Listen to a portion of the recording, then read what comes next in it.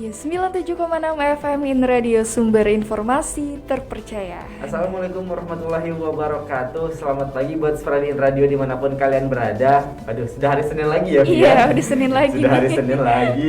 Seperti biasa nih, Spradiin Radio di setiap hari Senin kita ada di program KCB. Iya. Kucinta Babalku di dalam sektor pendidikan. Betul. Nah, untuk hari ini kita ada kedatangan tamu siapa nih, Bi? Iya, nah kita sudah kedatangan narasumber yang cantik-cantik sekali cantik-cantik nih. ya. Beda ya sama minggu kemarin kita ganteng. Iya. Nah, untuk minggu ini kita yang cantik-cantiknya. Cantik-cantiknya. Biar Spradiin juga biar fresh juga kan lihatnya kan gitu. Bener. Nah, Spradiin Radio semuanya kita sudah kedatangan narasumber ya. Yang pertama itu ada Evi Novita, SPM PSI, dari psikolog klinis di PLA ya, Pusat Layanan Autis. Nah, Ya, yang betul. Mbak Evi yang mana nih? Saya. Oh gitu. Itu Mbak Evi. Iya. Dan selanjutnya juga ada Mbak Ade Talia Octavia ya. Betul. SSTFT merupakan fisioterapis dari PLA Pusat Layanan Autis gitu. Ini kita manggilnya mau Mbak, Ibu, Kakak apa gimana nih? Kita Bebas. biasanya ibu sih kalau lagi rumah dengan anak-anak. Oke, berarti kita manggilnya Ibu aja sih. Ibu aja deh. Boleh.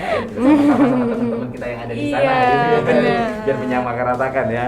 Oke, untuk hari ini nih di program KCB hari ini kita mengangkat tema tentang PPDB lagi. Betul. Tapi sebelumnya kita juga sempat mengangkat tema PPDB, tapi ini kali ini berbeda ya. Iya. Nah, ini untuk teman-teman kita yang luar biasa, kita mengangkat tema tentang penerimaan peserta didik baru di Pusat Layanan Autis ataupun PPDB di PLA Provinsi Kepulauan Bangka Belitung. Betul. Gitu. Karena memang mengingat untuk penerimaan peserta didik baru memang sudah berjalan ya, Ibu ya.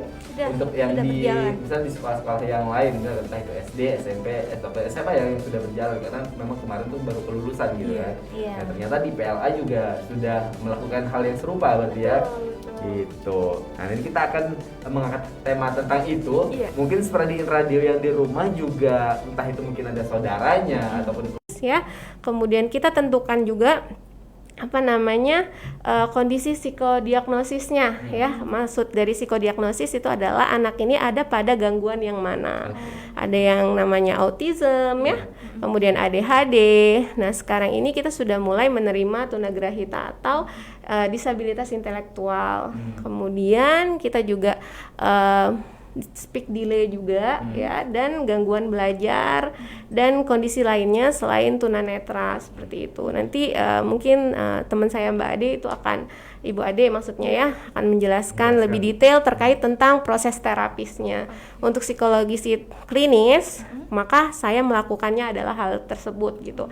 Memang untuk melihat kondisi anak, sejauh mana anak ini sudah mulai berkembang dan sudah sesuai atau belum, terus apa yang dapat kita lakukan untuk anak ini, kemudian kita lakukan rujukan kepada terapis sehingga yang kita butuhkan dari kekurangan yang tadi itu bisa dibantu oleh teman-teman terapis seperti itu. berarti memang fokusnya untuk psikologis klinis ini mencari informasi dulu kepada Iya, anaknya betul. ini ya berarti ya. Bener. Nanti selanjutnya rujukannya akan tindakannya seperti apa, baru dari Ibu Ade yang bertugas. itu Iya, sebagai saya yang terapis. melakukan rujukan untuk gitu. melakukan tindak lanjut dari anak ini. Gitu. Nah, melanjutkan dari hal tersebut nih, Ibu Ade, yang sudah dirujukan nih, misalnya udah dapat informasi dari Ibu Evi, yang otomatis diserahkan kepada Ibu Ade sebagai fisioterapis, apa yang dilakukan?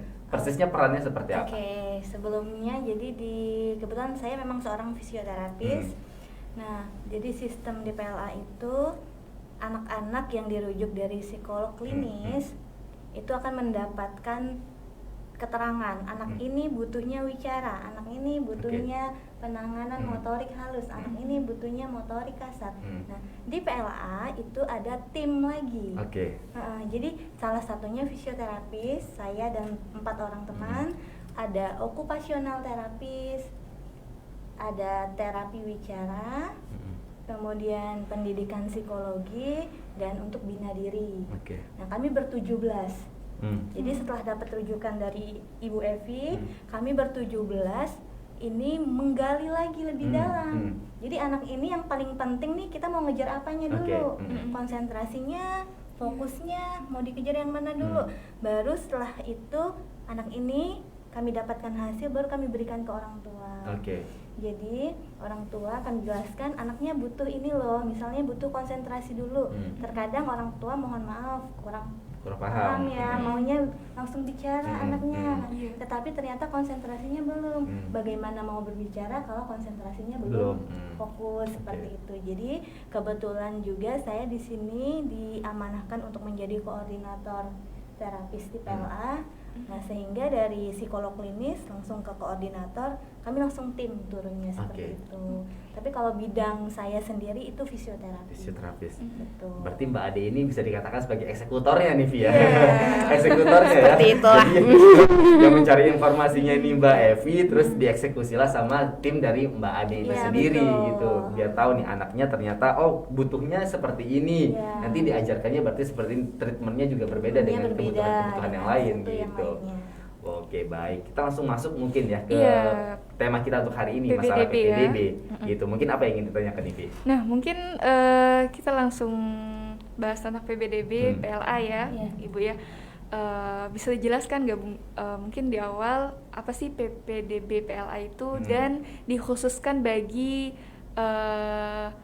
yang mana saja gitu. Boleh Bu dijelaskan? Bu Evi atau Mbak Ade dulu, nanti proses yang untuk asesmen yang di awal akan saya jelaskan. Untuk pendaftaran Mbak Ade yang boleh. Secara sistem pendaftaran. Mungkin Sparking Radio juga pengen tahu nih PPDB PLA itu seperti apa? Apa sih yang membedakan dengan PPDB sekolah-sekolah teman-teman kita yang biasanya? Apa yang membedakan gitu? Dan dikhususkan untuk teman-teman kita yang seperti apa gitu mungkin? Jadi sebelumnya Pusat Layanan Autis Provinsi Kepulauan Bangka Belitung itu di bawah Dinas Pendidikan langsung. Di bawah Dinas Pendidikan Provinsi Kepulauan Bangka Belitung, di bawah bidang pendidikan khusus. Nah, jadi PLA itu sekarang sudah menerima berbagai kasus dari anak berkebutuhan khusus atau special need. Jadi untuk semua masyarakat boleh siapa saja langsung datang ke PLA, daftarkan anaknya di PLA usia 2 sampai 10 tahun, 11 sampai 14 tahun. Jadi ada beda jenjangnya nanti. Nah, untuk semua kasus, semua yang orang tuanya merasa kok ada yang mengganjal, kok ada yang kurang seperti itu, silahkan datang langsung saja ke PLA tanpa membawa apapun. Maksudnya tidak perlu rujukan, tidak perlu surat sakti dan lain-lain lah seperti itu, zonasi dan bagaimana macam-macam lah sekarang ya kita untuk seperti sekolah-sekolah. Nah, tapi untuk PLA sendiri silahkan datang langsung atau hubungin nomor administrasi, nanti akan kita bagikan. Nanti itu akan kita tanyakan juga kalau misalnya ada kebutuhan orang tua apa nih, menghubunginya kemana, terus lokasinya kemana, nanti kita akan tanyakan hal itu. Tetapi terkait dengan prosedur pendaftarannya seperti PPDB PLA ini tuh seperti apa sih yang jelasnya? Nah, jadi langsung berbeda dengan sekolah pada umumnya. Kalau PLA buka setiap waktu selama jam kerja. Nah, jadi hadir ke PLA, daftar, kami kumpulkan, kami dokumentasikan. Ketika sudah mencapai 15 peserta yang mendaftar, akan dilakukan asesmen oleh Ibu Evi.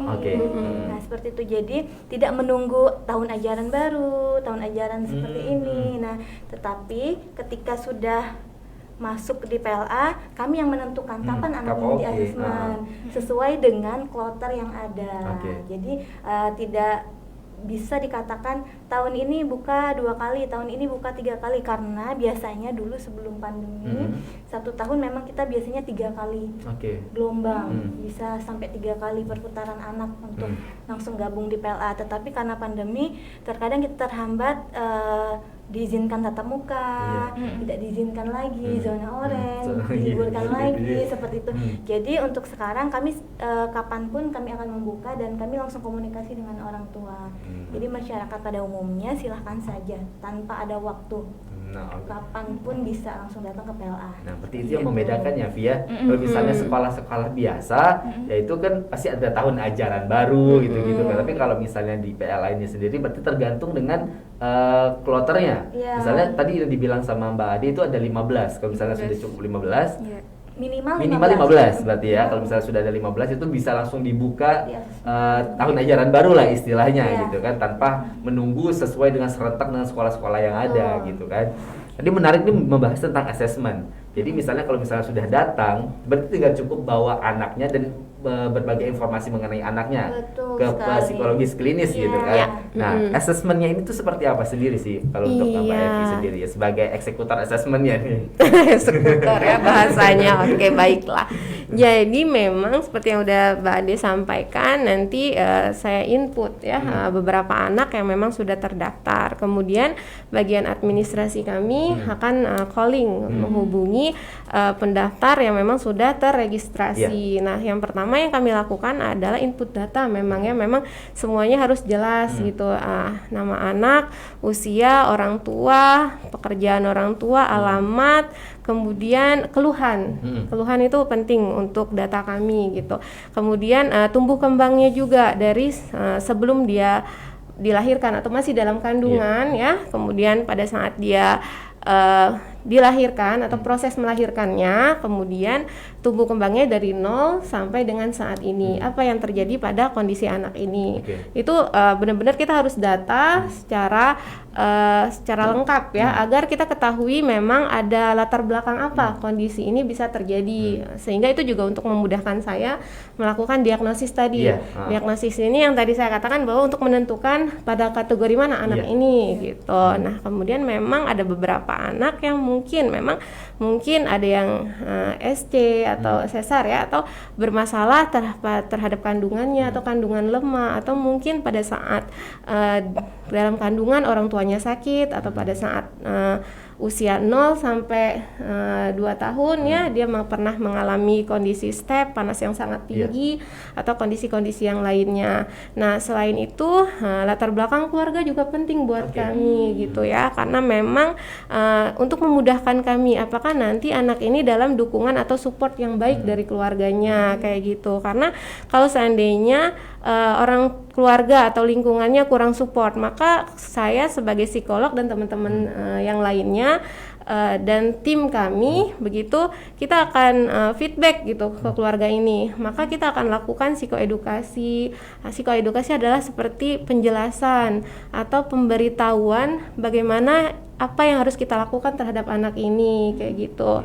Nah, itu akan memudahkan kita supaya anak ini benar-benar tumbuh dengan baik gitu, dengan support keluarga yang sesuai. Karena kan terkadang yang kita ketahui bahwa ada orang tua yang sulit menerima, betul ya, dengan kondisi anak-anak yang seperti ini.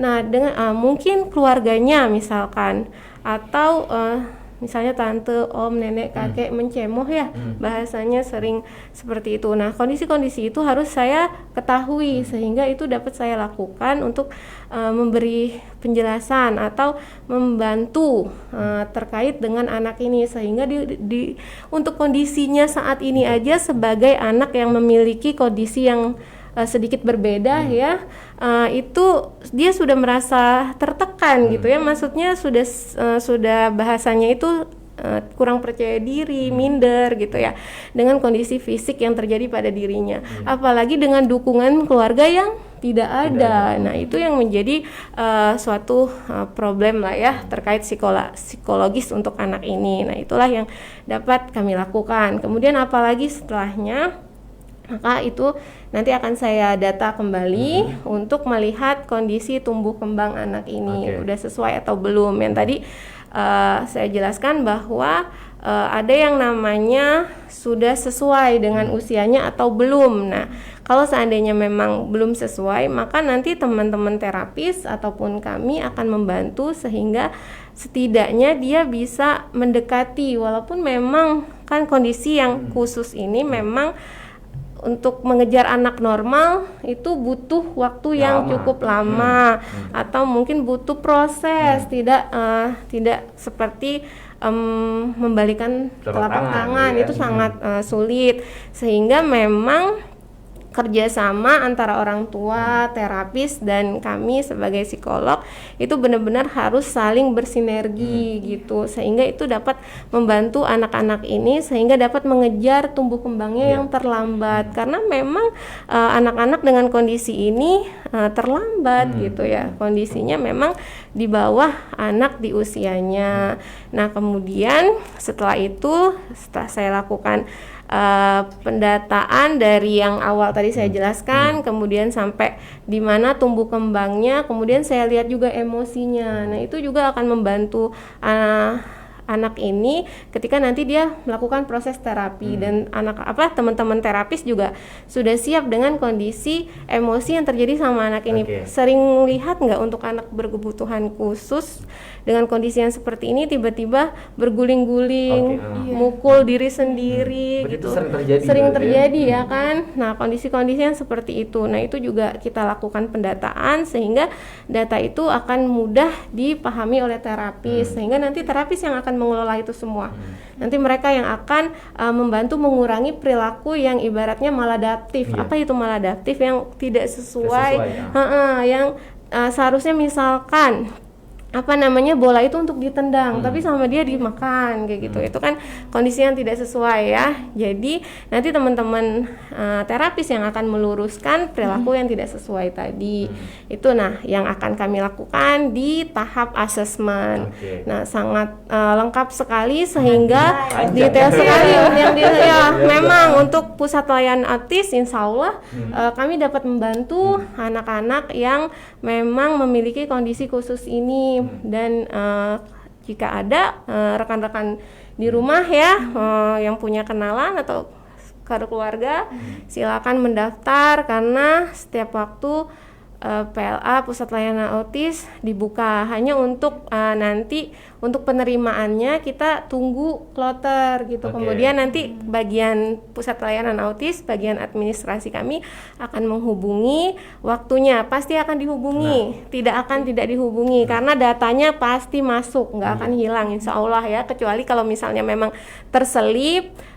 Bisa untuk di feedback lagi, datang lagi kan nanti di kantor kami ada kan, takutnya kok saya nggak dihubungi udah 3 bulan atau 4 bulan kami membuka pelayanan. Dan kalau seandainya nanti memang kurang jelas atau seperti apa, kami ada medianya, media sosial, di situ tertera kontaknya kan. Nah bisa menghubungi kami, kok anak saya belum dipanggil-panggil gitu. Nah mungkin kelupaan atau terselip atau kelewat ya atau seperti apa. Nah silahkan untuk melakukan feedback kembali sehingga kami tidak kelewatan seperti itu. Sebelum kita beralih ke tentang harus menghubungi kemana dan ke siapa, yang menarik tadi di sini disebutkan kalau misalnya asesmen itu begitu panjang berarti ya. Berarti memang keterbukaan informasi itu sangat dibutuhkan. Berarti itu dari orang tua sendiri yang merupakan orang yang terdekat dari si anak ini gitu. Berarti memang semua pun harus diungkapkan kepada seorang psikologis terapis gitu kan. Agar informasi yang dibutuhkan juga ya tadi sesuai dengan apa yang dibutuhkan oleh sang terapis juga gitu kan, sosiologi terapis gini gitu. Oke, tadi berarti kalau misalnya dapat dirangkum tentang bagaimana perjalanannya itu pertama datang dulu. Berarti kita harus datang dulu, bawa anaknya beserta dengan orang tua, datang ke sana, terus dilakukanlah penginputan data gitu. Nah setelah itu baru psikoedukasi tadi sempat disebutkan, itu seperti apa? Jadi gini ya, ketika sudah didaftar kami data kan, misalnya minimal 15 anak, itu akan kami lakukan asesmen. Asesmen itu satu anak itu 1 jam. 1 jam anak didampingi orang tua. Karena kami selalu minta yang datang itu ayah ibu langsung. Kalaupun yang berhalangan orang terdekat anak, misalnya yang jagain anak di rumah kalau orang tuanya bekerja. Karena mereka yang kenal gitu kan. Tahu banget kebiasaan anak, rutinitasnya. Setelah di asesmen masih ada lagi tahapan, belum bisa langsung di terapi. Belum. Nah, jadi asesmennya satu anak selama 1 jam, 15 anak sudah selesai. Di asesmen kami akan lakukan observasi selama 8 pertemuan. Misal anaknya namanya A. A ini dapat jadwal Senin dan Rabu. Senin 2 jam, Rabu 2 jam. Berarti dia butuh 1 bulan. 1 bulan. Jadi 4 kali 4 ya. Ya seperti itu. Jadi 1 minggu dapat 4, kemudian besoknya lagi dapat 4. Nah, dari 8 pertemuan itu baru kami rapat lagi, case conference namanya. Jadi case conference kami bahas anak keluhannya ini, ternyata yang kami dapatkan datanya ini. Jadi kami rembukan, kami diskusi kasus, hasilnya keluar baru kami bacakan ke orang tua. Jadi kasus anak ibu, kasus anak A ini sudah di asesmen selama 1 jam, observasi selama 8 pertemuan. Nah, butuhnya misalnya belum bisa ke wicaranya Bu, karena keluhannya wicara, tapi kami mau fokus di konsentrasi. Kalau ibu sepakat, gabung di PLA. Kalau ibu belum bersepakat, silahkan ke tempat yang lainnya. Berarti dibalikan lagi ya? Tetapi ada dasarnya kami mengatakan seperti itu. Tadi sudah dijelaskan panjang sekali, memang butuh seperti itu. Tetapi biasanya karena sudah mengetahui secara detail apa yang dibutuhkan anak, jadi orang tua malah lebih terbuka. Oh iya, ternyata saya nggak akan bisa mengejar ke sana kalau yang tahapan bawah belum saya lewati. Seperti itu. Nah, setelah deal, anaknya gabung di PLA, dia mendapatkan 8 bulan terapi di PLA. Yang di luar dari 1 bulan awal tadi ya. Jadi pertemuan pertama itu asesmen datang, daftar, asesmen 1 jam, kemudian observasi 8 pertemuan. Maksimal biasanya 1 bulan. Tapi kalau biasanya terbentur tanggal merah dan lain-lain. Yang penting anak ini observasi selama 8 pertemuan. Kemudian setelah case baru anak ini dipanggil gabung untuk di PLA selama 8 bulan. Jadi kami terapi 8 bulan, per evaluasinya 3 bulan. Berarti sampai misalnya kalau misalnya lewat dari 8 bulan mau menanyakan masa sekolahnya atau masa terapisnya, itu berarti selama 8 bulan. Itu secara umum kah ataupun setiap anak berbeda-beda ataupun setiap kategori? Setiap anak selama 8 bulan. Tetapi untuk jamnya nanti itu akan berbeda. Misalnya kasusnya ASD, autis, ADHD, hiperaktif, ADD, defisit perhatian, itu nanti masih fokus. Dia dapatnya 1 anak itu 4 jam per minggu. Jadi Senin bisa 2 jam, Rabu 2 jam atau Selasa 2 jam, Kamis 2 jam, seperti itu setiap minggunya selama 8 bulan. Nah, tetapi dengan sekarang PLA itu buka ketunaan baru atau disabilitas baru, kita akan lebih menjamah lagi. Sementara ini hanya fokus di 3 sama 4 sama speech delay. Kemudian seiringnya waktu kebutuhan masyarakat tuh semakin tinggi. Jadi teman-teman membuka dan di bawah naungan pendidikan khusus, kami selalu kerja tim, tim dibekali pengetahuan lagi, metode terbaru, metode-metode yang bekerja sama dengan pihak luar. Jadi kami membuka untuk tunarungu, kemudian disabilitas intelektual, mohon maaf, biasanya orang bilang keterbelakangan mental atau retardasi mental, yang bahasa bahasa awamnya. Tapi kalau kitanya disabilitas intelektual, itu untuk kasus yang berat, itu kita bisa bantu aktivitasnya. Kemudian untuk yang ringan mungkin kita akan kejar ke pra-akademik seperti itu.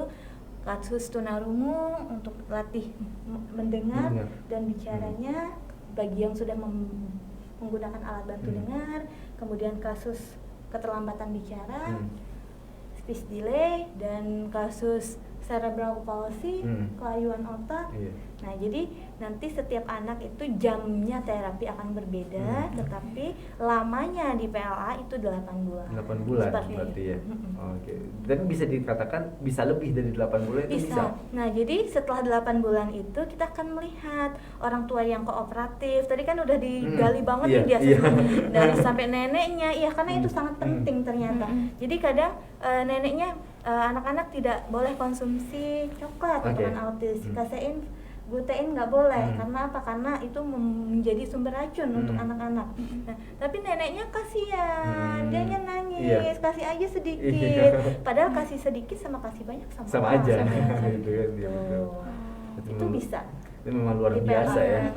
Itu memang kerja, ini emang harus kerja tim ya, benar ya. Seperti Betul. tadi Ibu Ade bilang ya, tidak bisa kerja sendiri Iya, gitu kita kan. selalu tim. Memang harus kerja tim karena mendengar tadi begitu banyak rentetan apa yang harus dilakukan, mulai dari penggalian informasi, terus diagnosanya gitu kan, terus terapis penanganannya seperti apa, itu memang luar biasa gitu kan. Dan memang prosedurnya itu memang tertata, ya. Gitu. Dari memang psikologisnya maupun dari struktur pendaftaran, Terapian. ya terapinya juga. Dan mungkin sebelum lanjut kita jeda dulu sebentar deh ya. Sebelum lanjut ke bahas tentang PPDB ya, Bu ya. Oke, kita jeda dulu sebentar. Tapi mungkin bagi Sprayin Radio yang ingin bertanya, mungkin ya mumpung lagi ada yang ahlinya nih ya sama kita. Mumpung lagi ada expertnya di sini ya. Jangan disia-siakan juga gitu kan. Mungkin yang langsung ingin bertanya bisa telepon atau SMS, WhatsApp juga boleh di 081271797660. Nanti kita juga akan bacakan pertanyaannya ya. Jadi kita langsung tanyakan case-nya seperti apa nanti kepada narasumber kita hari ini. Setelah ini kita akan kembali lagi tetap di 97,6 FM In Radio. Sumber informasi terpercaya.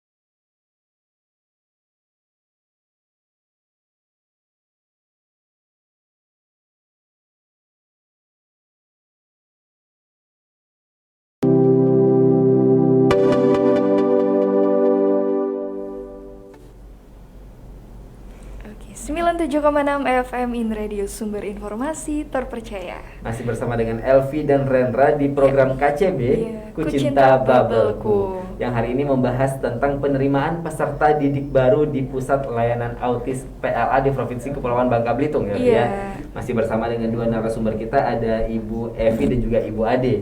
Yang merupakan salah satunya tuh ada psikologis klinis dan juga ada fisioterapi gitu kan.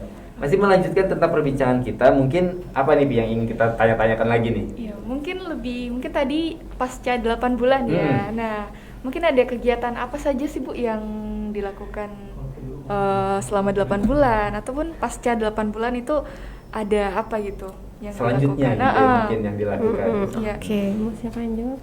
Oke, jadi untuk yang telah dijelaskan oleh Mbak Ade, proses yang di awal tadi, maka setelah 8 bulan proses terapis individu ya kita katakan, maka kita akan menjaring, bahasanya menjaring. Hanya itu kita tindak lanjuti untuk proses ke kelas transisi. Iya betul. Jadi kelas transisi itu adalah seperti kelas untuk peralihan ya. Jadi istilahnya itu ibaratnya itu seperti PAUD ya sebelum masuk SD. Nah itu, namun memang untuk anak berkebutuhan khusus itu sedikit berbeda. Kalau dikatakan dari PAUD ke TK atau SD.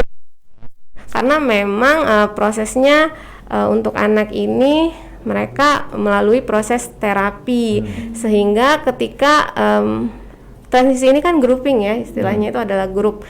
Di situ ada guru, di mana gurunya itu berasal dari sarjana psikologi, kemudian sarjana sosiologi, kemudian ada PLB, pendidik luar biasa. Jadi memang tenaga-tenaga yang mendidik ya, memang kita berikan beberapa, maksudnya untuk PLB itu kan memang sudah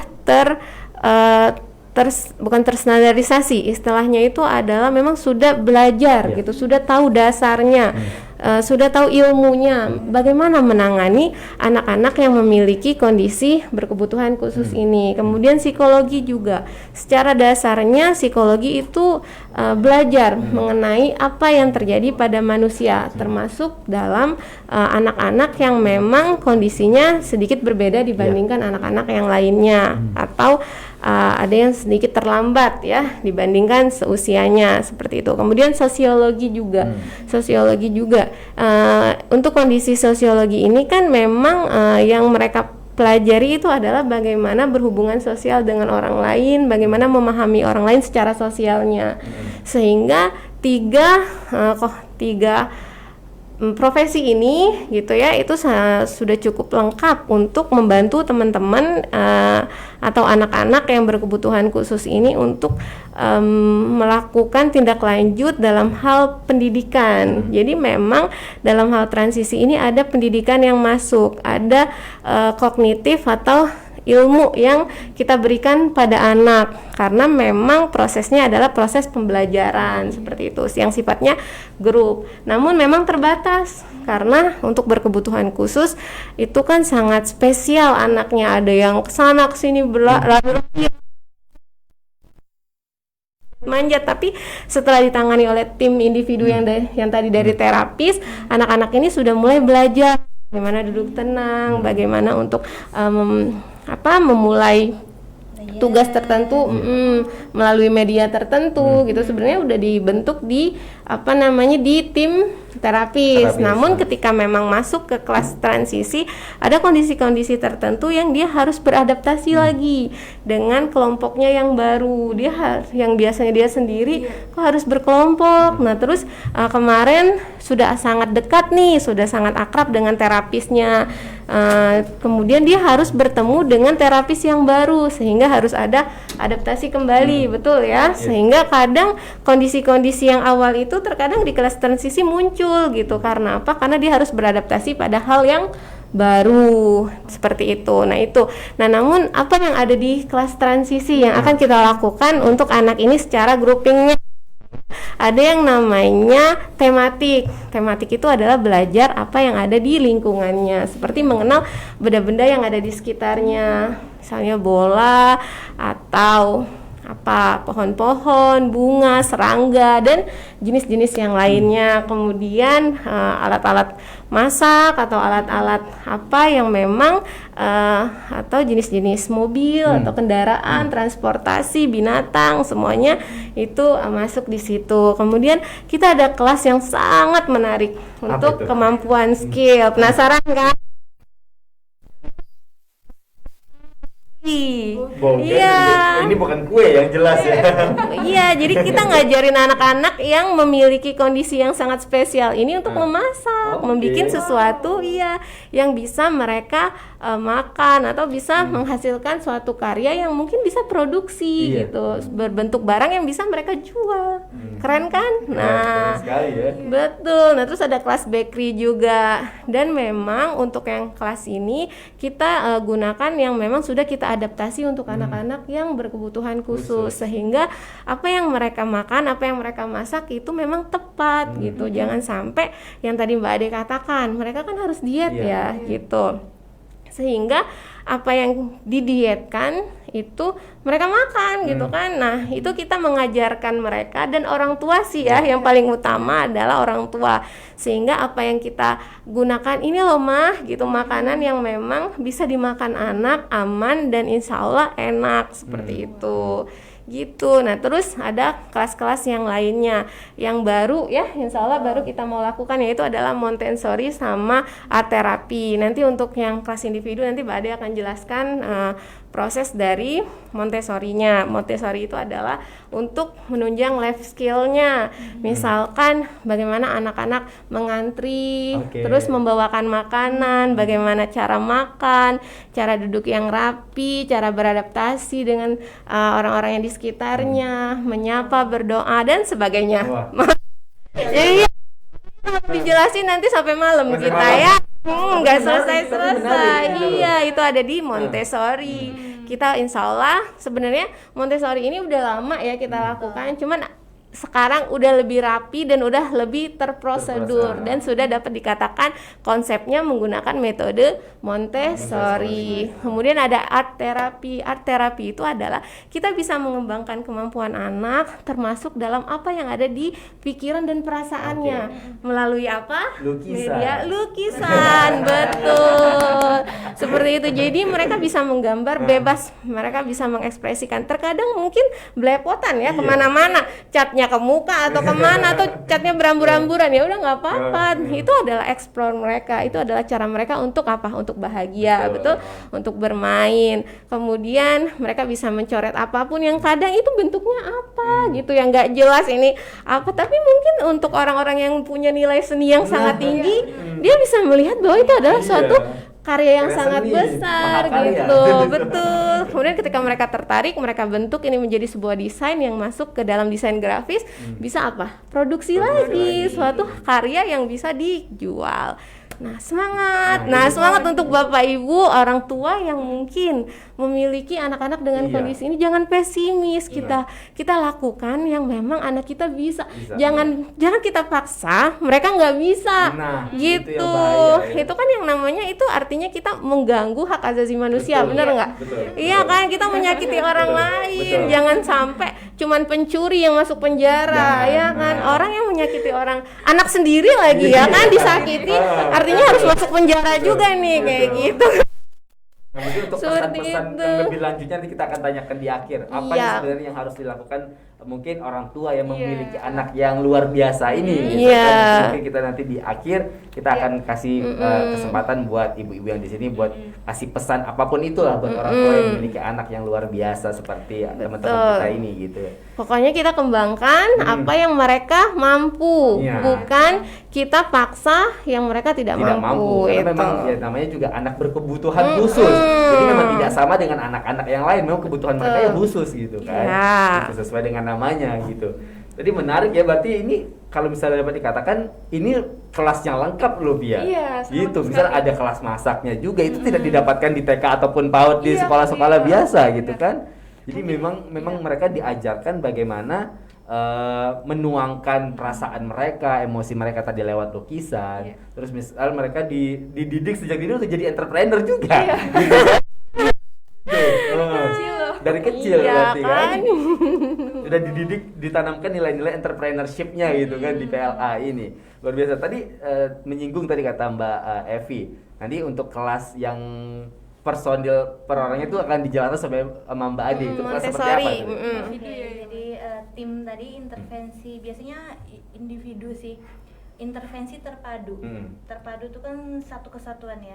Di situ ada terapi wicara yang saya dijelaskan di awal, ada okupasi terapi, ada bina diri, terapi perilaku. Nah, jadi kolaborasi lah di antara keterapian ini. Seperti kita angkat kasus tadi, ternyata keluhannya belum bisa bicara, ternyata konsentrasinya belum. Pas digali keseimbangannya belum, masih takut, dengar suara masih tutup telinga, dengar pintu masih kaget-kagetan seperti itu, atau dia masih geli sama karpet yang berbeda tekstur. Nah, itu yang kita fasilitasi, kita ajarkan berbagai macam bentuk, berbagai macam tekstur, kemudian duduk tenang, kontak mata, itu kita latih di perilaku. Kemudian di okupasi terapi kita latih juga konsentrasi, cara memegang, cara mengantri, cara memasukkan, seperti itu. Terkadang anak-anak bukan tidak mau menurut, orang tuanya bilang dia nggak bisa nulis, dia nggak bisa pegang, dia nggak bisa buka tutup botol, dia nggak bisa buka tas.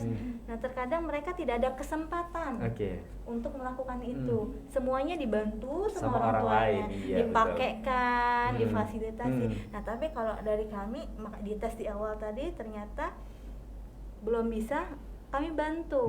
Ternyata ini loh cara buka. Bukannya tidak bisa berarti tidak bisa, tapi tidak ada kesempatan. Tidak ada kesempatan gitu. Mau minum, botolnya dipukul-pukul, orang tuanya ya mau minum. Padahal kita kan ini putar tutupnya, baru diminum, seperti itu. Kita mengajarkan seperti itu. Jadi dari kelas intervensi terpadu juga selain fokus di kelas, karena kita satu anak satu terapis, kalau intervensi terpadu, kemudian transisi satu grup itu 5 anak dengan 2 guru, ya. Itu selain di kelas di PLA, kita juga ke kolam renang, ke outing ke alam, berkuda, seperti itu. Jadi kegiatan keterapian itu luas sekali. Jadi di PLA bukan cuman di dalam kelas, di dalam ruangan, kita juga mengembangkan sensori luarnya, mengembangkan potensi luarnya, kegiatan life skill-nya, parenting untuk orang tua, seperti itu. Jadi selama 8 bulan di terapi di PLA, itu anaknya nggak murni dalam kelas. Jadi per 2 bulan atau per 3 bulan sesuai dengan kegiatan lah, sesuai dengan rancangan yang diajukan, kemudian kebutuhan anak-anak akan mendapatkan kelas tambahan, apalagi tambahan yang terbaru sekarang nanti ada art terapi sama Montessori. Kemudian orang tuanya juga dibekali. Untuk transisi tadi kembali mengulang yang dijelaskan Bu Evi, sebelum 8 bulan pun udah kelihatan nih anaknya bisa diarahkan untuk ke grouping. Itu selama 3 bulan kami udah akan rujuk nih. Misalnya dengan anak A tadi ternyata dia udah mulai bagus konsentrasinya. 3 bulan sebelumnya 3 bulan sebelumnya. Jadi 3 bulan sudah diintervensi terpadu, akan kami rujuk. Istilahnya kami akan bikinkan surat rekomendasi dengan kemampuan yang sudah dicapai. Jadi dari hasil awal kemampuan yang dicapai tolong diperiksa di transisi. Jadi sebelum masuk transisi itu di asesmen lagi namanya. Kemampuannya, kemudian keluhannya apa. Setelah dapat ternyata bisa. Untuk di transisi tidak bisa sama seperti individu yang buka setiap waktu. Kalau transisi harus melalui intervensi terpadu dulu. Terapi individu dulu, kemudian rekomendasi dari kami dari tim ke transisi. Penerimaan di transisi 1 tahun 2 kali, berdasarkan sama dengan sekolah-sekolah pada umumnya, karena mereka fokus ke pra-akademik tadi, dan dari transisi nanti keluarannya bisa dilanjutkan ke sekolah reguler atau inklusi, atau LB, atau ke vokasi, tergantung anaknya. Jadi dengan yang dijelaskan ada bakery, ada boga, kemudian ada terapi, jadi kami membuka wawasan orang tua, tidak serta-merta, mohon maaf, anak harus sekolah formal, anak harus baca tulis, anak harus menghitung seperti itu. Tetapi dengan kemampuan anak ini dari transisinya tadi bisa diarahkan kemana. Jadi usia berapapun, sekarang usia yang tertinggi itu Andri itu hampir 17 tahun. 17 tahun. Ya, dari Toboali dia masih masuk life skill. Andri boga atau bakery? Boga ya? Boga. Nah, contoh ya langsung Andri namanya dari Toboali, dia udah 17 tahun dia sudah produksi sekarang. Tuh. Kerupuk, keripik dan lain. Jadi dia juga bersekolah LB di Toboali. Sekolah luar biasa di Toboali. Jadi dari transisi ini tadi langsung outputnya. Orang tua langsung kebuka pikirannya. Oh, saya akan mengejar di vokasi aja, saya nggak akan menuntut di akademiknya. Oh, anak ini bisa ke akademik, ya udah saya akan giring anak ini ke akademik, atau anak ini akan bisa digiring ke luar biasa, atau dia keterampilan yang lain, menari, melukis dan lain-lain. Jadi PLA layanan keterapian yang berbeda dengan sekolah untuk prasekolah yang diikuti dari tahapan intervensi terpadu, kemudian dilanjutkan transisi yang di dalamnya berbagai macam keterapian, okupasi, wicara sesuai dengan kebutuhan anak, bukan sesuai dengan keinginan orang tua. Itu garis besarnya. Dengan aturan-aturan pasti dari PLA. Anak A tadi nggak boleh konsumsi coklat, nggak boleh konsumsi susu sapi. Ketika orang tuanya kooperatif, 3 bulan tadi akan kelihatan perkembangannya gitu kan. Atau memang dengan kondisi anak A dan B berbeda, walaupun dia keterapian individu, ada juga yang nggak dirujuk ke transisi. Bukan berarti transisi lebih hebat dari intervensi terpadu, bukan. Itu kenapa sebabnya? Tetapi kebutuhan. Lagi-lagi kita sesuai dengan kebutuhan anak, bukan keinginan orang tua. Potensi anaknya yang kita lihat. Jadi kami tidak akan memaksakan kemampuan anak dengan keinginan orang tua, tidak akan. Jadi di awal udah bersepakat kan tadi, ketika bersepakat kita akan memberikan, PLA akan memberikan ini untuk anak ibu, untuk anak bapak. Kalau bersepakat kita lanjut. Kalau memang menuntut lebih dari ini, dari yang kita tanda tangani, kita tidak akan bisa karena kita sudah melihat anak. Jadi yang Mbak Evi bilang tadi, Mbak Evi mau menjarain orang tuanya. Jadi kayak sesuai. Ya, itulah gambaran umum PLA. Berarti memang sebenarnya untuk finish line-nya itu sebenarnya di kelas transisi, di dapat dikatakan. Tetapi juga misalnya kalau tidak sampai ke kelas transisi pun sesuai kebutuhan, di kelas intervensi terpadu pun juga dia tetap diarahkan tadi ke vokasinya, bisa dialihkan ke kemandiriannya, sudah duduk tenang. Mohon maaf, atau ada kasus yang datang usianya sudah 10 tahun masih pakai alat bantu untuk buang air besar, buang air kecil. Itu kan harus diterapi, harus dikurangi sampai usia berapa. Jadi kan itu udah ada nilai plus. Oh, ternyata selama terapi selama nggak butuh waktu ya, nggak bisa dibilang 2 bulan bisa nih lepas, nggak. Kita akan tetap berjuang, bisa jadi 1 tahun dia sudah bisa lepas. Nah, itu berarti sudah nilai plus untuk anak ini. Jadi kembali tadi yang kita mau kejar apa, jadi bukan berarti oh anak saya nggak lulus dari transisi, anak saya terus di individu mulu sampai kapan, enggak seperti itu. Jadi lagi-lagi sesuai dengan kemampuan anak, kebutuhan anak, bukan keinginan orang tua. Mungkin semakin kesini orang tuanya juga harus pengertian. Itu juga sih yang paling penting gitu kan.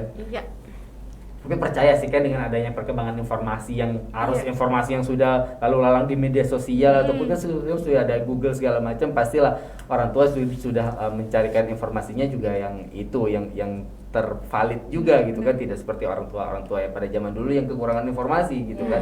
Harapan kita seperti itu sih sebenarnya gitu kan. Kerjasama itu yang penting. Nah, itu. Tadi menarik terkait masalah PLA ini. Dijelaskan tadi untuk layanannya kapan, itu bisa di jam berapa aja, dan lokasinya sih sepertinya yang paling penting gitu ya. Orang tahu PLA tapi kemana nih harus mengadu nih, kemana harus mencari layanan PLA ini kan, kalau bisa tidak disebutkan lokasinya juga kurang afdol juga gitu kan. Itu bisa dikasih tahu tidak buat ibu-ibu yang di sini kepada Spradiin Radio mungkin yang ada di rumah ya, dari tadi sudah menyaksikan, pengen tahu nih biayanya ada kah biayanya? Iya, itu yang penting ya. Itu yang paling penting ya. Lokasinya di mana, informasinya bisa diakses di mana, biayanya ada atau enggak, itu sih sebenarnya yang merupakan hal yang paling penting juga gitu. Mungkin bisa dijelaskan kepada Spradiin Radio. Mungkin Mbak Ade ya. Untuk ya karena beliau memang penjadwalan gitu. Itu Ya. bisa dijelaskan Mbak Ya, Ade. karena Oh, emang iya. berkecimpung di PLA sudah lumayan cukup baru ya, baru 5 tahun. PLA ini didirikan Ya, berarti baru 5 tahun. 5 tahun. Jadi PLA sendiri lokasinya itu di Jalan Profesi, Komplek Perkantoran dan Pemukiman Terpadu Pemerintah Provinsi Kepulauan Bangka Belitung, Kelurahan Air Hitam. Jadi dia di lokasinya di perkantoran Iya. provinsi ini.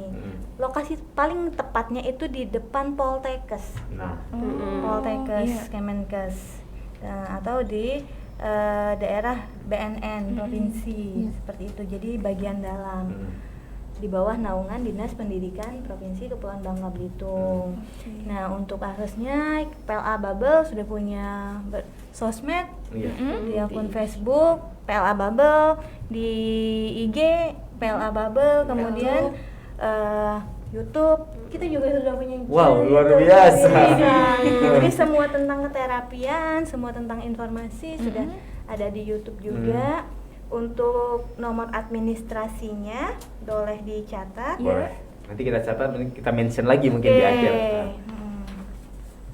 Oh, sudah punya YouTube juga ya Sudah berarti. punya YouTube juga. Berarti memang kita bisa tahu perkembangan anak-anaknya seperti kegiatannya sih yang paling penting gitu kan. Betul, kelas-kelasnya, Kelas-kelasnya foto-foto seperti apa kelasnya, gitu kan. Seperti itu. Ini nomor yang bisa dihubungi 0812 8270 7077. Oke. Oke. Ini bisa dihubungi atas nama Ibu Rima. Ibu Rima gitu ya. Administrasinya. Berarti memang luar biasa. Kalau misalnya kan terkadang orang tua paling misalnya yang jauh-jauh kan susah nih ke Iya, sini. betul. Nah, pasti untuk melihat kegiatan apa saja yang bisa dilakukan ataupun sebenarnya aktivitas apa sih yang dilakukan sama PLA ini sendiri itu bisa mengunjungi YouTube-nya juga YouTube berarti juga. kan sebagai sarana informasinya juga gitu. Sekarang kan anak-anak juga udah buka YouTube Nah, ya. itu Jadi dia. sekarang teman-teman di PLA, teman-teman orang tua di PLA juga buka YouTube-nya, link YouTube-nya link keterapian yang disodorin Nah, sama anak. itu. Mungkin seperti itu. Kemudian tadi biaya Iya, ya. boleh. Biaya Nah, itu itu agak sih. sensitif ya. Biaya ya. Biar ada gambar. Jangan-jangan Mbak Mungkin nggak ada yang Dari mau, awal. kan sesuai dengan kebutuhan. Iya. Nah, yang paling penting kan Gimana? itu. Luar biasa dengan selama berapa lama di PLA diarahkan ke bakery, boga, Iya. berenang, Nah. melukis, dan luar biasa ini. Emak-emak udah pasti tahu loh. 10 juta kayaknya. Mungkin bisa dimention untuk biayanya. Oke, jadi untuk Mungkin yang di bergabung ke pusat PLA. layanan autis sendiri sampai dengan hari ini biayanya itu masih free, gratis, Tuh. tanpa biaya Tuh. Wow, gratis. Kurang ya. apa lagi Loh. coba? Anaknya nanti akan diajarkan jadi entrepreneur, jadi atlet renang, jadi chef juga gitu kan. Amin. Memang banyak kegiatan yang dilakukan di PLA ini dan itu pun gratis gitu. Semuanya gratis. Nah. Mudah-mudahan sampai ke depan pun akan tetap gratis dengan dukungan dari pemerintah Amin, Provinsi amin. Kepulauan Kita Seribu. doakan Betul, ya, betul. kita doakan. Mm-mm. Karena memang ini apa ya, merupakan salah satu kebutuhan juga bagi anak-anak yang teman-teman kita gitu ya, teman-teman kita yang berkebutuhan khusus Iya. juga gitu kan, yang pengen ataupun yang bisa bersaing lah dengan teman-teman yang normal Betul, pada umumnya bersinergi. gitu kan gitu. Tapi menarik sih ya kalau berbicara tentang ini baru kita baru tahu padahal ya tentang selama ini kita Makanya. iya, selama ini kita juga paling tahunya untuk anak-anak yang berkebutuhan khusus ya paling diajarkan bagaimana cara membaca, menulis, ternyata lebih dari itu loh. Lebih, iya. Hmm. Sampai ke memasak. Nah, Wah, itu dia. Bahkan Bantu sampai diri sudah juga yang terbukti. Iya, penting Yang, toileting sendiri, mandi sendiri itu tanpa bantuan lagi sampai dengan usia dewasa. Sampai diajarkan cara ngantri pun diajarin. Antri, gitu. yang penting itu. Jangan sampai kita yang sebenarnya sudah tahu cara ngantri, kitanya yang nggak ngantri. Artinya harus Sebenarnya. terapi. Nah, berarti kitanya juga harus terapi gitu. Gitu. Oke, mungkin setelah ini kita akan kembali lagi. Iya. Kita akan istirahat karena ini bulan puasa ya. Mungkin sahabat radio ya kering juga mungkin ya.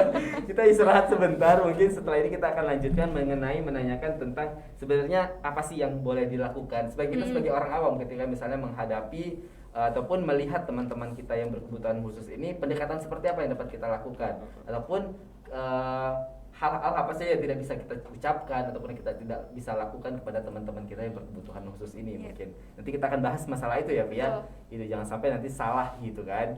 Begitu buat Suara In Radio, jangan kemana-mana, tetap di 97,6 FM In Radio. Ya, sumber informasi terpercaya.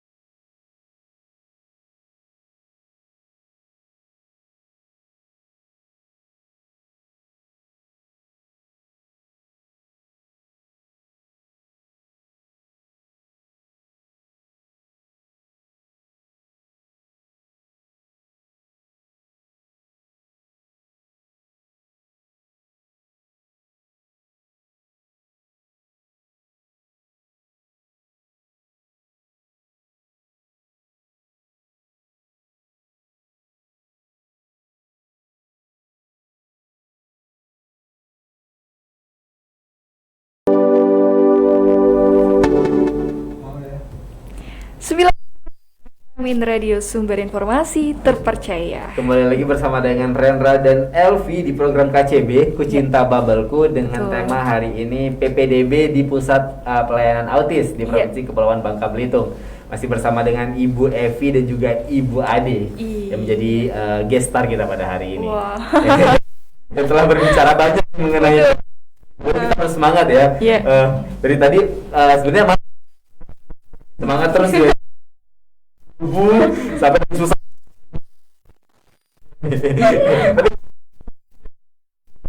Seperti yang tadi kita bilang, kita nggak tahu kalau misalnya ternyata di PLA itu tuh banyak loh kegiatannya.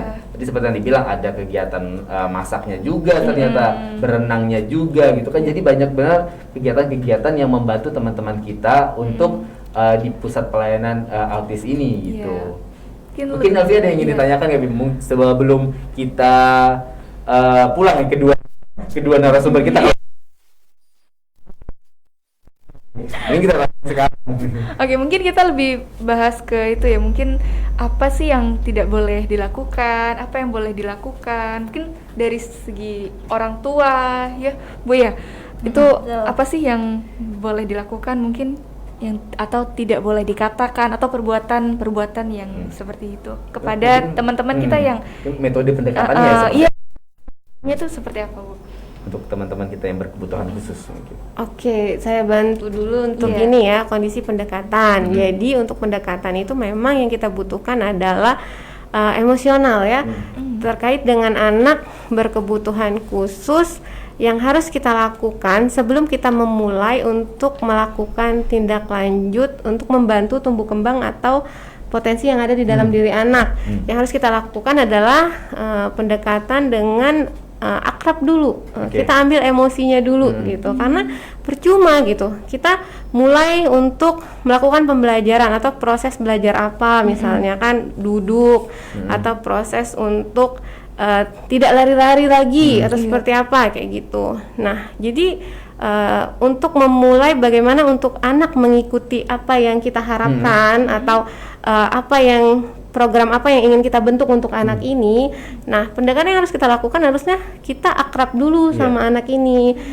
Apa yang dilakukan ketika kita ingin akrab? Maka yang kita lakukan adalah dengan metode yang menyenangkan. Nah, metode ini dilakukan dengan cara apa? Bermain. Nah, betul. Jadi kita buat anak-anak happy dulu ya. Jadi kita ajak dia bermain apa? Misalnya anaknya suka bola. Karena memang untuk anak-anak yang terutama autis ya, itu mereka kadang punya keinginan dan kesenangan yang memang berbeda gitu. Masing-masing anak tuh berbeda dan itu fokus. Ada yang mungkin senengnya cuma main air aja, tapi ada yang bahkan ketika kena air takut gitu. Nah, dan bermain apa misalnya? Senengnya main ya udah kita arahkan supaya untuk menyentuh apa yang mereka suka dulu ya kan. Nah kemudian ketika mereka tidak suka, nah itu mungkin yang kita akan latih. Dan ada kok yang ketika mereka naik sepeda mereka takut, ada yang naik tangga aja nggak berani kayak gitu. Nah itu memang ada kondisi-kondisi tertentu yang terjadi pada anak ini seperti itu. Kemudian tadi apa misalnya orang tua ya, apa yang harus dilakukan orang tua atau seperti apa terhadap anak ini.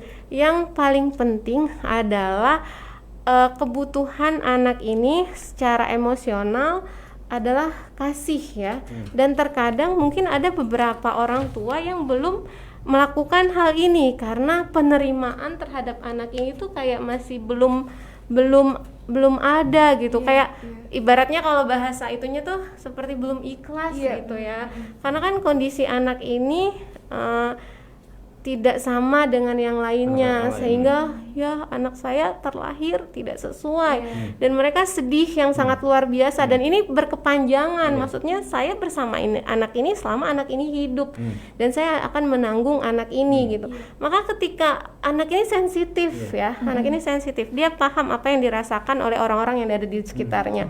Misalnya kita lagi nggak seneng atau mungkin orang tuanya lagi marah aja gitu kondisinya. Kok bisa ya aku punya anak kayak gini misalnya kayak gitu. Nah itu kondisi itu akan sensitif dan itu akan menghambat tumbuh kembangnya. Yang dia mungkin bisa kita potensikan untuk melangkah sedikit demi sedikit tadi, tapi itu benar-benar stuck, nggak bisa meningkat. Karena apa? Karena emosi yang dimasuk ke dalam dirinya itu adalah negatif. Jadi energinya negatif, sesuatu yang membuat dia makin meredup, sehingga otaknya akan semakin tidak berkembang dengan baik. Nah itu harus kita kasih tahu yang tadi Mas tanyakan tentang psikoedukasi. Psikoedukasi itu adalah pemahaman atau penjelasan yang kami lakukan sebagai seorang psikologi atau terapis supaya orang tua memahami apa yang memang terjadi pada anak ini terkait atas latar belakang kenapa kondisi ini terjadi, kemudian apa saja trik-trik yang dapat kita lakukan. Semuanya pokoknya ya. Jadi mereka tidak berbeda tapi mereka luar biasa. Jadi kalau misalnya itu sudah tertanam di otak kita, mungkin kita bisa itu gitu kan buat teman-teman juga gitu. Mungkin dari hal-hal terkecil juga, dari perkataan itu bisa mempengaruhi juga ya berarti ya. Berarti jangan sangka teman-teman kita yang berkebutuhan khusus ini tidak punya emosi gitu kan. Tolong itu dikasih garis tebal merah, ya, garis merah, jangan sampai menyakiti mereka. Keyboard fontnya 72, ingat tuh Sobat Binus Radio gitu kan. Pesan dari Ibu Evi. Iya betul. Oke, kita ke Ibu Ade nih terkait dengan tadi yang sudah 5 tahun mungkin berkecimpung di dunia fisioterapi ya, yang telah menghadapi mungkin dapat dikatakan ratusan bahkan lebih mungkin ya. Kalau pertemuannya ya. Mungkin menghadapi teman-teman kita yang luar biasa ini mungkin ada suka dukanya ataupun ada cerita unik, pengalaman unik apa gimana nih? Iya betul. Bisa dibagikan ke kita. Cerita ya. Jadi klien atau peserta didik di PLA itu usianya datang ke PLA itu 2,5 tahun. Dia seorang perempuan. Lucu banget anaknya.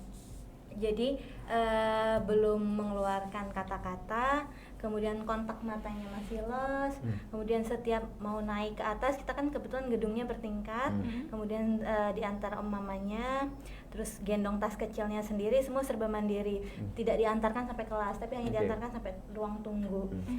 Jadi bareng-bareng ke kami di kelas, kemudian terapi di kelas sensori.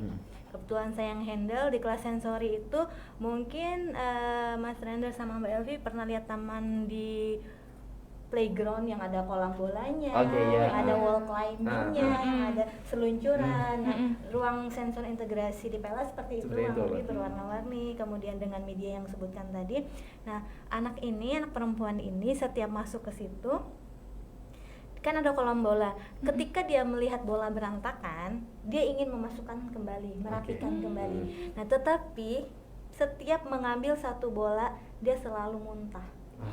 Jadi setiap hari saya harus mengganti kaos kaki saya karena terkena muntahan dari anak kecil ini tadi kayak gitu. Kemudian dia awal-awalnya sangat takut dengan bola itu. Jadi hanya lihat, dia malas lihat yang berantakan, tapi dia mau beresin.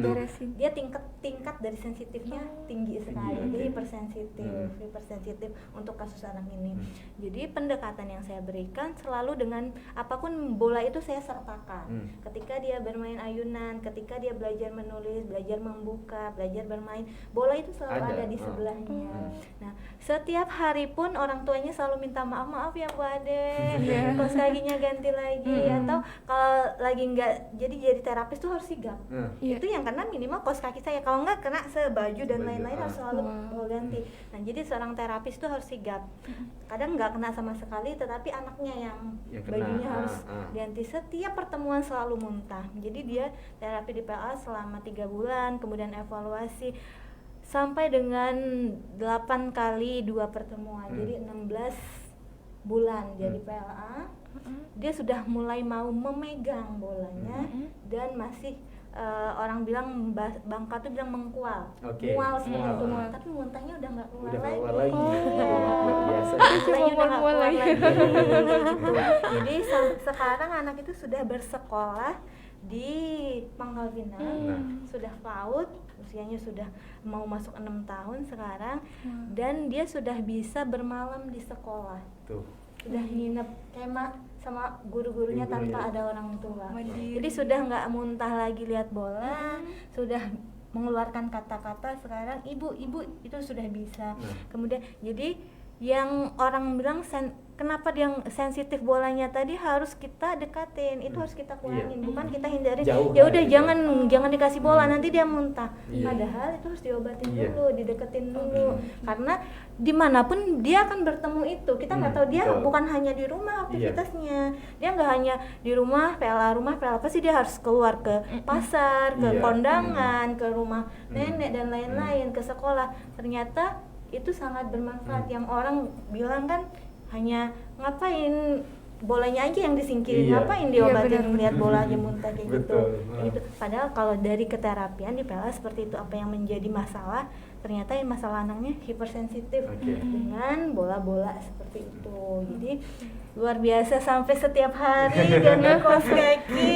Itu minimal kaos kaki yang terkena. Kalau ganti biasa kalau jilbab kena, mohon maaf, kena apa namanya, ludahan, air mata dan lain-lain itu biasa. Tapi saya lebih banyak sukanya dibanding dukanya. Dukanya. Karena mereka imut-imut. Nah, luar biasa. Jadi ketika mereka nangis pun ya ekspresi mereka ya malah lucu kayak gitu, bukan lucu mentertawakan, tapi mereka spesial menurut saya. Jadi kadang saya bukan berpikir, saya lebih suka anak ini berkemampuan khusus, Nah. bukan berkebutuhan khusus. Kemampuan khusus. Kemampuan mereka tuh berbeda. Kalau kita lihat ini biasa, tapi mereka itu udah sangat luar biasa. Jadi kemampuannya seperti itu. Itu anak yang perempuan. Tapi kalau anak yang laki-laki yang dari awalnya dia, kalau ada pernah kasus juga di PLA, sekarang sudah kelas transisi, anaknya rumahnya kebetulan di Jalan Koba. Itu kalau sandalnya basah 1 titik saja air, pasti dibuka. Bajunya juga 1 titik air bisa minum ketemu hari, pasti dilepas. Dia hipersensitif di perabanya sama basah. Nah, jadi waktu kondangan sama ibunya nggak sadar lagi kalau anaknya tuh nggak pakai sandal lagi. Waduh. Jadi nggak tahu. Nah, untuk sekarang sudah biasa. luar biasa. Luar biasa. Jadi lebih banyak sukanya dibandingkan Dukanya itu. Jadi memang ibu-ibu yang di samping kita ini luar biasa ya pengabdiannya ya, dengan mungkin kesabarannya juga, mungkin nggak mudah loh, gitu kan? Oke, mungkin tambahan ya dari yang Ibu Evi bilang tadi, apa yang boleh kita lakukan. Jadi anak-anak ini sangat paham ketika kita moodnya nggak bagus. Jadi di kelas itu bakal berantakan. Jadi ketika kita sudah ketemu anak di kelas pun kita harus oke. Orang tua juga kata-kata yang boleh digunakan itu kata bahasa ibu.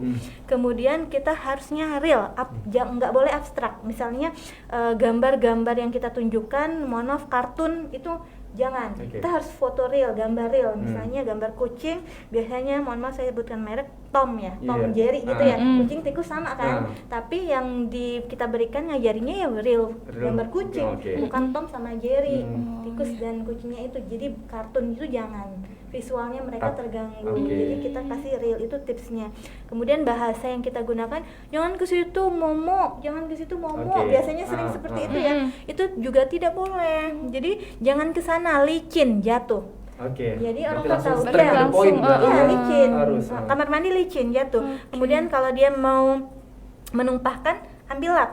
Dilap dulu, sudah tidak licin baru boleh. Jadi kenapa dilarang itu dijelaskan. Maksudnya mereka di kelas buka tutup pintu, misalnya belum jam pulang, nanti buka pintunya. Kalau sudah selesai baru boleh buka pintu. Jadi seperti itu. Jadi kata-kata yang kita berikan tidak jangan ke situ, biasa ya.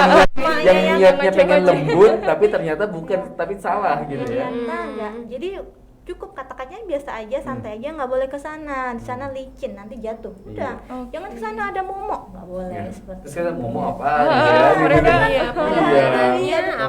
dimarah bu guru, nanti dimarah pak polisi, biasanya gitu. Itu nggak boleh. Kurang bagus lah untuk semua pendidikan anak. Pelajaran berarti buat kita nih, Vi, gitu kan. Dapat Karena ilmu mungkin baru nanti deh. kita ketemu ataupun mungkin sanak saudara kita mungkin yang ada yang berkebutuhan khusus, ya kita memang harus straight to the point. Jangan kalau misalnya bilang tidak ya tidak gitu kan. Jangan pakai istilah-istilah yang orang normal pun kadang bingung gitu kan. Gitu. Mungkin ini terakhir nih, Iya. pesan nih buat mungkin buat orang tua yang ada di luar sana. Tapi sebelum itu pengen nanya sih, penasaran sih sebenarnya. Ini sebenarnya nggak ada di list pertanyaan gitu ya. Makanya penasaran Penasaran kan? dia bikin penasaran Kan terus. sejauh ini kita membahas tentang kelas yang dibukakan oleh untuk anak, dikhususkan untuk anak. Ada tidak sih misalnya untuk orang tuanya gitu? Bagaimana caranya misalnya orang tua menghadapi, kan tidak semua orang tua yang bisa dengan mudah untuk menerima dan harus ada fase-fasenya gitu kan, harus menerima keadaan anaknya berbeda dengan yang lain gitu. Ada kelas tersendiri nggak untuk di PLA ini sendiri? Oke, ada. Mungkin boleh saya bantu jawab dulu ya. Boleh. Jadi di PLA itu ada namanya parenting group, dan di WhatsApp group juga mereka sudah ada grupnya. Oh. Family support group. Oke. Iya, Wow. jadi family, keluarga yang support, bukan cuma hanya orang tua di situ yang bergabung. Orang tua kami bekali per pertemuan itu, kami demonstrasikan ini makanan yang boleh. Kadang kan orang nggak boleh makan coklat, nggak boleh makan itu, tapi di pasaran jualannya Coklat. coklat, keripik-keripiknya terbatas kayak gitu. Anak saya mau ngemil gimana? Nanti kita ajarkan menu-menu Oke. yang boleh, parenting namanya. Jadi per parenting itu ada mengangkat tema terapi wicara, nanti latihan wicara, orang tuanya diajarkan. Oke. Orang tua datang, cara buka mulut gimana, cara sikat gigi gimana, cara sikat lidah gimana. Itu dari wicara. Nanti yang menjadi narasumbernya tim dari terapi wicara. Oke. Oh. Kemudian kelas untuk gizi, intervensi gizi, kandungan yang boleh dimakan, kandungan yang nggak boleh dimakan, kenapa nggak boleh dimakan, seperti itu. ada Jadi orang tuanya alasannya juga mikir gitu ya. seperti itu juga akan diberikan ke orang tua. Oke. Kemudian juga orang tua bisa berbagi. Orang tua yang disiplin akan menjadi poin buat kami. Beberapa orang tua akan menjadi poin. Kemudian kami akan selalu memberikan, coba deh sharing sama mama ini. Mama ini anaknya udah seperti ini. Nanti yang baru gabung ke PLA Oke. penasaran, sharing di situ kayak gitu. Kemudian ada mereka juga lebih aktif sih orang tua, mama-mama Oh, iya. sekarang. Apalagi Benar. ada grup ya. Nah, Di ini grup dia. itu mereka nanti seperti silaturahmi kalau Kongyan ya kalau di sini. Iya. Mereka kumpul, mereka bareng-bareng orang tua yang anaknya terapi di PLA, mereka sudah ada kelompoknya sendiri, mereka jalan. Jadi orang tua itu di PLA kami fasilitasi Oke. parenting namanya, bisa materi langsung atau informasi kami berikan ke Lewat grup, gitu. Iya, jadi pertemuan orang tua. Jadi kadang kami bukan sengaja ngetes sih istilahnya, apa yang sudah kita berikan, nanti orang tua yang mendemonstrasikan. Oke. Jadi yang menilai ya mama-mamanya. Mama-mamanya. Jadi bukan- Benar. Jadi nggak ada benar, nggak ada Nggak ada salah, salah. tapi yang Iya. paling tepat yang Oke. mana. Benar. Kalau emang benar-benar di luar konteks ya memang nggak boleh, sama yang benar-benar harus diluruskan. Jadi cukup kooperatif untuk orang tua di PLA. Namun memang ada masih sih Iya. di antara populasi itu masih ada Masih yang ada. menolak, masih good looking seperti itu. Tapi lama kelamaan dengan melihat kekompakan, Bahkan, apalagi nih di PLA itu kan hari peduli autis sedunia itu 2 April. 2 April 2 kemarin. April ya, 2 April. Jadi itu luar biasa kompak sekali orang tuanya untuk peringatan. Pasti kita undang ya Kekeluargaan. kemarin ya. Telat kita ya. Tapi tidak apa-apa gitu ya. Mungkin sedikit dari buat Bu Evi ingin menambahkan? Iya, Terkait kalau dengan dari parenting? kalau dari psikologi sendiri itu terkait tentang informasi mengenai tumbuh kembang anak. Jadi kalau seandainya tumbuh kembangnya seperti ini, stimulus apa nih Oke. yang sebaiknya diberikan. Kemudian misalnya untuk menggali komunikasinya, kita bisa minta anak-anak merespon dengan permainan-permainan yang tadi saya katakan. Misalnya kita main kitik-kitik gitu kan. Nah, apa yang akan keluar, suara apa yang keluar dari anak, atau mungkin nanti kita main apa, misalnya main mobil-mobilan atau seperti apa.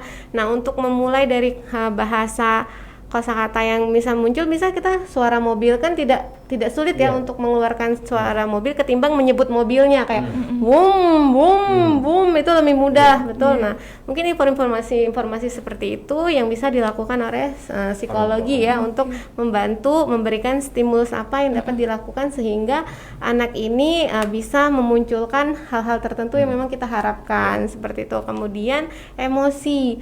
Anak-anak terkadang ada yang tantrum yang tadi saya katakan, mungkin sedih atau ketakutan dengan orang lain. Nah, itu mungkin saya bisa menjelaskan informasi apa yang dapat dilakukan untuk menangani tips-tips gitu ya untuk anak-anak dengan kondisi yang seperti ini. Kemudian kita bisa juga membantu menjelaskan terkait permasalahan yang memang terjadi pada anak, misalnya anak tidak mau ini, anak ini atau apa. Nanti kita bisa diskusikan dengan bagiannya masing-masing, keahliannya masing-masing, karena memang insya Allah untuk PLA sudah lengkap ya. Jadi kita memang buka forum namanya konseling kayak gitu. Jadi orang tua yang memang bermasalah dengan kondisi-kondisi anaknya bisa kita bantu untuk menjawab lewat grup tadi, atau mungkin nanti ada forumnya, forum yang bisa menjawab pertanyaan-pertanyaan dari orang tua terkait dengan, karena informasi ini penting sehingga kan nggak cemas ya kita aja, maksudnya sudah menikah Bang sama Mas? Alhamdulillah.